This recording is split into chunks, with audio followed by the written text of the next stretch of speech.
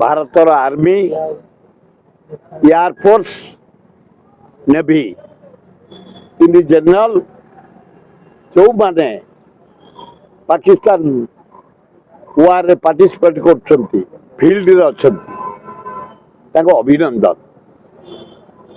ତୁର୍କୀର ହାରାହାରି 400ରୁ 500 ଡ୍ରୋନ୍ ଆମ ସୈନ୍ୟମାନେ ଖୁସିରେ କୋଲାପ୍ସ କରିଦେଇଛନ୍ତି ଏବଂ ଲାହୋର, କରାଚି ଭଳି ସହରରେ ଯେଉଁଠି ଟେରରିଷ୍ଟ ମାନଙ୍କର ଆଡା ଘାଟି ଧ୍ୱଂସ କରିଛନ୍ତି ଏବଂ ଆଜି ପର୍ଯ୍ୟନ୍ତ ପୁଳେ ଟେରରିଷ୍ଟ କି ହତ୍ୟା କରିଛନ୍ତି। କିନ୍ତୁ ଭାରତୀୟ ସୈନ୍ୟମାନଙ୍କୁ ଧନ୍ୟବାଦ, କୌଣସି ନାଗରିକ ପାକିସ୍ତାନକୁ ହତ୍ୟା କରିନାହିଁ, ନିରୀହ ନାଗରିକ ମାନଙ୍କୁ କରିନାହାନ୍ତି, ନା ମହିଳା, ନା ଛାତ୍ର, ନା ଯୁବକ, କାହାକୁ କରିନାହାନ୍ତି।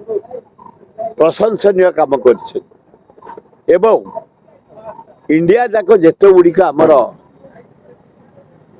ଯୋଉଟା କୁହାଯାଏ ସ୍ଥଳୀ, ଉଦାହରଣ ସ୍ୱରୂପ ପାରାଦୀପ, ପୁରୀ ଜଗନ୍ନାଥ ଟେମ୍ପଲ, କୋଣାର୍କ ଟେମ୍ପଲ, ଆମର ଆଟମ ବମ୍ ଟେଷ୍ଟ ଚାନ୍ଦିପୁର, এইপରି ଯେଉଁ ଇମ୍ପୋର୍ଟାଣ୍ଟ ଜାଗା ଇଣ୍ଡିଆର, ଯେତେ ବନ୍ଦର, ଯେତେ ସହର ଏବଂ ଯେତେ ଟେମ୍ପଲ, ମସଜିଦ କଡ଼ାକଡ଼ି ସଜାଗ ରହିଛି। ଷ୍ଟେଟ୍ ଗଭର୍ଣ୍ଣମେଣ୍ଟ, ଇଣ୍ଡିଆ ଗଭର୍ଣ୍ଣମେଣ୍ଟ ଖୁବ୍ ଭଲ କଟକଣା ଭିତରେ ମଧ୍ୟ ରଖାଯାଇଛି, ହୀରାକୁଦ ବନ୍ଧଠୁ ଆରମ୍ଭ କରି। କିନ୍ତୁ ସେଭଳିଆ ସେମାନେ ଯେମିତି ବର୍ଡର ଏରିଆରେ ହାରାହାରି 71 ଜଣ ନିରୀହ ଭାରତୀୟଙ୍କୁ ମାରିଛନ୍ତି, 24 ଜଣ ଟୁରିଷ୍ଟଙ୍କୁ ମାରିଛନ୍ତି, ତାହାର କିଛି ବଦଲା ଏପର୍ଯ୍ୟନ୍ତ ଆମେ ପାଇପାରୁ। ବହୁତ ଧ୍ୱଂସ କଲେଣି, 400 ତୁର୍କୀ ଡ୍ରୋନ୍କୁ ନଷ୍ଟ କଲେଣି ଏବଂ ପଞ୍ଚୁ, ଭରି ପାକିସ୍ତାନର ଯେଉଁ ସେଣ୍ଟର ତାକୁ ମଧ୍ୟ ଧ୍ୱଂସ କରିଦିଆଗଲାଣି।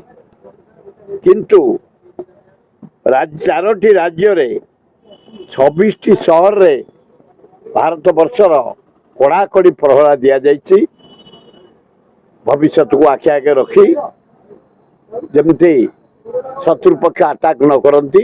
ଧନ୍ୟବାଦ। ପାକିସ୍ତାନ ରାତି ବେଳେ କାହିଁ ଆଟାକ୍ କରୁଛି, ଦିନରେ ତାର ପରେ ସାହସ ନାହିଁ। ତମେ କାହିଁ ରାତିରେ କରୁଛ? ଭାରତ କାହିଁ ରାତିରେ କରୁଛି?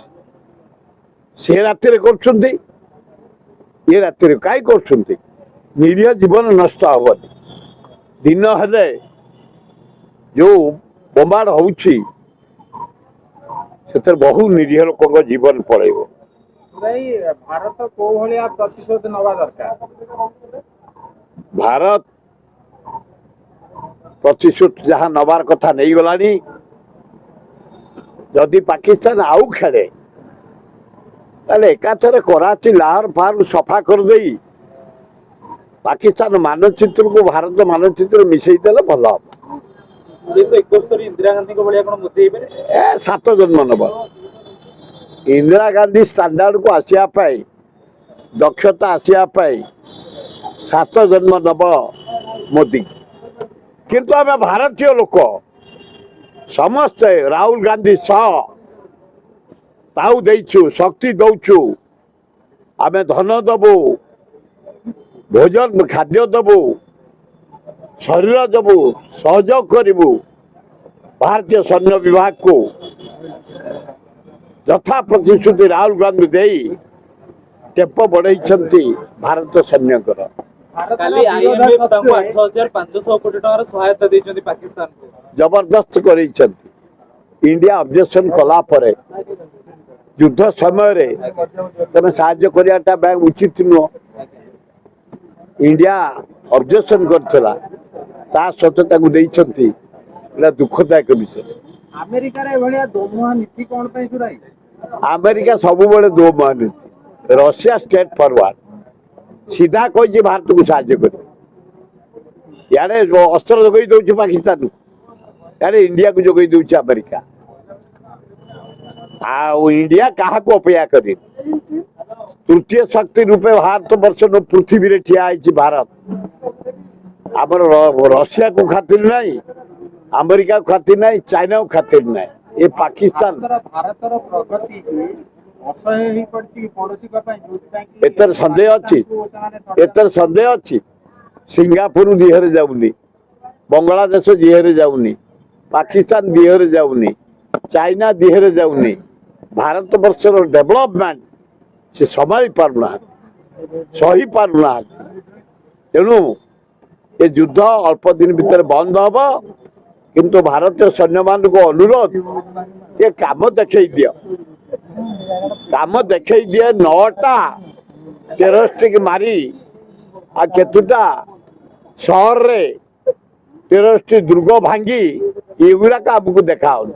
ସେ ଯେମିତି ଜବାବ ଦେଇଛି ତାର ଘୋର ଜବାବ ଦିଅ।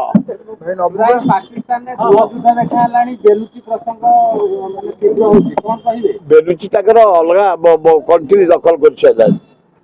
ସେ ଆଉ ପାକିସ୍ତାନ ଅଣ୍ଡରରେ ନାହିଁ। ତାଙ୍କର ଇଣ୍ଟରନାଲ ଯୁଦ୍ଧ ସେଠି ଜୋରରେ ହଉଛି।